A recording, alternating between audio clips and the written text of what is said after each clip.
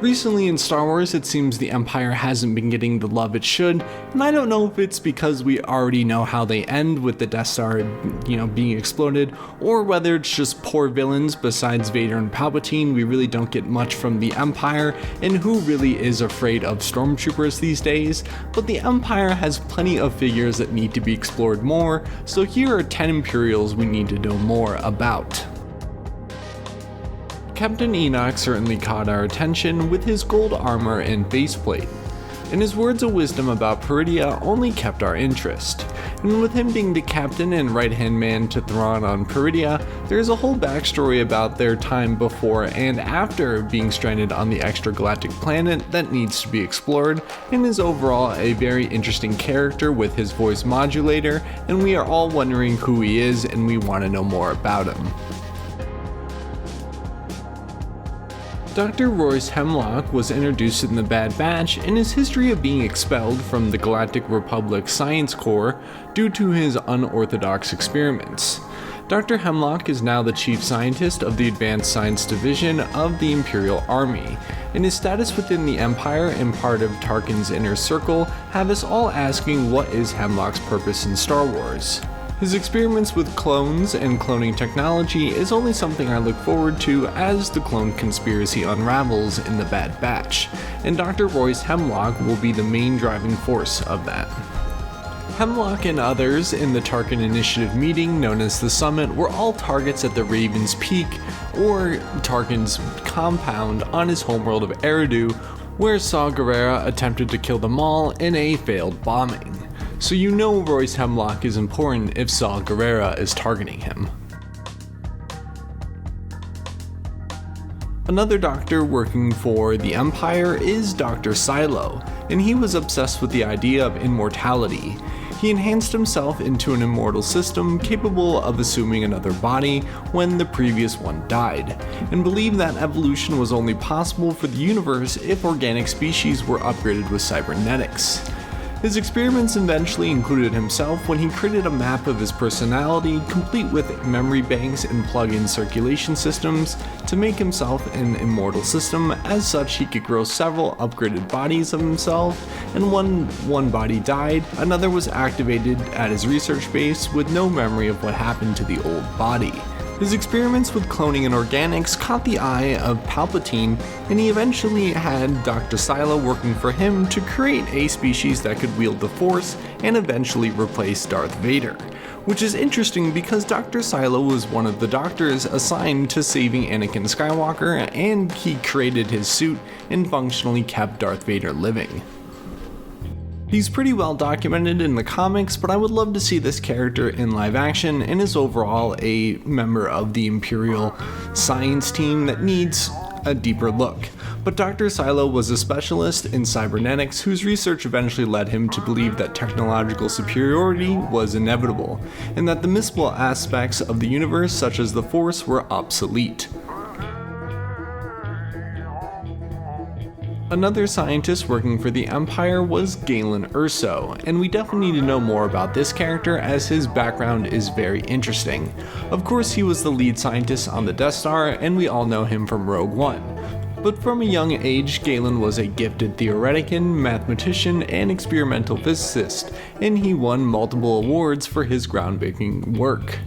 He would soon become friends with Orson Krennic early in his career studying kyber crystals, but during the time of the Clone Wars he refused to work for the Republic government, which led him into the private sector to work at Zerpin Industries, continuing his work on kyber crystals, where on the planet Vault it was eventually taken over by CIS forces and Galen was held hostage. His longtime friend Krennic worked for the Republic Special Weapons Group and freed Galen in a prisoner exchange in order to coerce Galen to work on the Death Star in order to repay his debt for being freed in the prisoner exchange.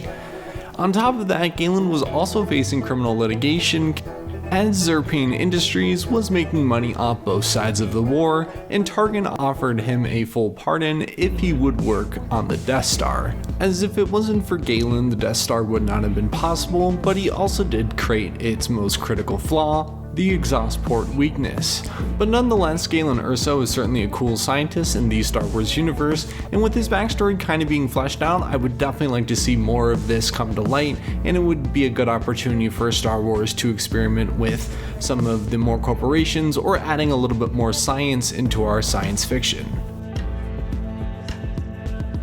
You may know Panaka as the bodyguard to Princess Amidala, but did you know that he served as an Imperial Moff after the Clone Wars? He was still friends with Palpatine and was loyal to his order, and was one of the few people that Palpatine trusted, as Panaka did assist Palpatine in his senatorial run and his run as the Supreme Chancellor. So Panaka was a trusted advisor to Palpatine, which allowed him to become the Moff of the Chamil sector, which is the sector that Naboo lies in. We don't know too much about what Panaka did as an Imperial Moff, and I definitely think it's an aspect of Star Wars that needs to be expanded, as Panaka is certainly a cool character, and the fact that he becomes a Moff and stays loyal to the Empire just adds extra layers to this character. But we do know how he died. He died on one of the moons of Naboo to a Saw Gerrera bombing attempt. That's right, Saw Gerrera killed Panaka. Loyal to Palpatine since before the Clone Wars, this was a big hit for Saw Gerrera and ends the legacy of Panaka, but we should definitely know more about what he did as an Imperial Moff. Another Imperial Moff we should know more about is Ulric Adelhard, who was a Moff of the Galactic Empire of the Enoch sector, which controlled Tiabana gas production, and its most notable planet was Bespin, and of course Tiabana gas was used for hyperfuel. But Adelhard started as a mere stormtrooper in the armed forces of the Galactic Empire, a true believer in the need for a strong empire and to keep the galaxy from descending into chaos. He gradually rose up the ranks. He was a man from humble beginnings and opposed the luxury and pomp like other members of the Imperial office. Adelhard was one of the rare stormtroopers that became a general, and after Palpatine's death he found it hard to believe, but once he realized it was true, he set up the Iron Blockade around the Enoch sector, trying to lock down his planetary control. And of course that led to Star Wars Uprising, where this character comes from, the Star Wars video game Uprising.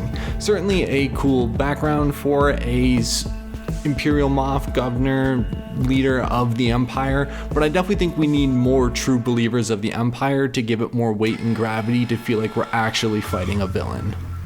Another Imperial general we all want to see is Rae Sloane.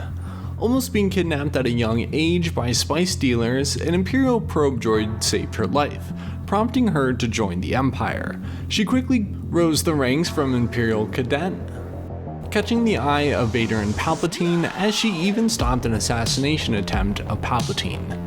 Sloane was able to see the flaws in the Empire's policies and strategies, as she was a strong military leader, but always followed orders, as that's what you need to do to survive in the Empire.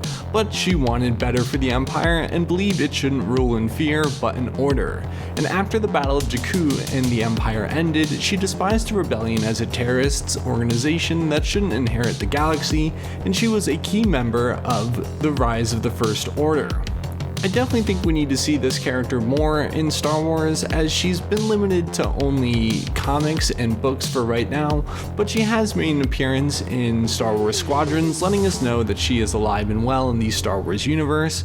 But I definitely think that she is going to be making a return, especially that now that Thrawn is back, Sloane should be one of Thrawn's loyal commanders that survived the death of Palpatine. This next Imperial I would like to know more about is sort of a cop-out, as it's kind of just anyone in red in the Empire. Sith Troopers, Royal Guards, Sovereign Protectors, Praetorian Guards, and Sentinels. Everyone in red in Star Wars or in the Empire, we never get to know about. They're always just mysterious figures in the background with cool armor and cool weapons, and when they get used, they usually get the job done, but I would definitely like to know more about the people who are behind those masks. All the way from the depths of Star Wars lore, Gable Caris from Vader Immortal, the VR game, is certainly an Imperial I would like to know more about. An officer of the Imperial Navy holding the rank of Admiral and a cyborg. Caris had both replaced his right arm and the left half of his face with cybernetic enhancements, and during the Imperial era, Admiral Caris commanded an Indicator-class Star Destroyer assigned to Mustafar. And of course, with Caris being a cyborg and being on Mustafar, he had plenty of interactions with Vader, and I definitely think it's interesting to have the two cyborgs at Mustafar. I don't know if that was planned by Palpatine or Vader to have some sort of semblance or some sort of relation that, hey, I understand what you're going through, or there's very few people who understand what it's like to be a cyborg in the Star Wars universe, and especially within the Imperial army. But I think Gable Caris, just the way he looks and his interactions with Vader, definitely need to be explored more, and we definitely need to just see more of Gable Caris. The final Imperial I would like to know more about is the CEO of the military-industrial complex in Star Wars, Raith Sinar, CEO of Sinar Fleet Systems. Creators of the TIE Fighter, Star Destroyers, military weapons, equipment, numerous custom orders for the galaxy's elite, cloaking devices, turbo lasers, you name it, Sinar Systems has worked on it, including the Death Star. He was a personal friend to Palpatine, and he created ships for Darth Maul, including his Scimitar, and even Tarkin, his Carrion Spike. Rae Sinar worked only for those who had the money. As a young man, he dedicated himself to his studies and adventure, mapping the galaxy of the uncharted territories. But despite being from a wealthy family, he earned his own fortune. Working for numerous science and military companies, he preferred a more elegant, aristocratic design philosophy in which ships were designed for maximum performance and beauty, pushing the envelope and delivering force with precision and finesse. And he focused more on individual clients and ships rather than bulk orders and mass-produced ships. Sinar was certainly a character who likes to stay in the background. He likes doing all the work, all the minutia, all the company man stuff that he needs to do. Rae Sinar is the genius behind a lot of technology in the Star Wars universe, and he overall devoted himself to designing advanced starships while maintaining professional discretion for his more secretive clientele. Rae Sinar had a very loose moral system, kind of going off his own intelligence and being for his decision making. Of course, he made ships for some of the most controversial figures inside of the Star Wars universe and supplying the military-industrial complex, all for money. So Rae Sinar is definitely a character, one way or another, has to come to light in the Star Wars universe. I hate that the CEO of Star Wars companies are always shrouded in mystery, never spoken of, and I think Rae Sinar is the final Imperial we need to know more about.